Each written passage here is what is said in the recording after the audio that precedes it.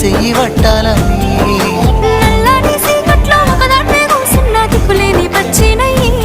బావా నువ్వెప్పుడొస్తావని ఏళ్ళైపోతుంది పిల్ల ఎన్నెలొచ్చింది మన బతుకులా ఏలైపోతుంది పిల్ల ఏలు వట్టంగా వస్తున్నాయా ఇన్నాళ్ళ ఎడబాటు ఎడవాసిపోతుందిలే ఈ సీనయ్య గుంటున్నదే సినదారా నీ కోసము ఈ దూరాన్ని చెరుపుతూ తీరాల తగిలింది అందాల ఈ మానవు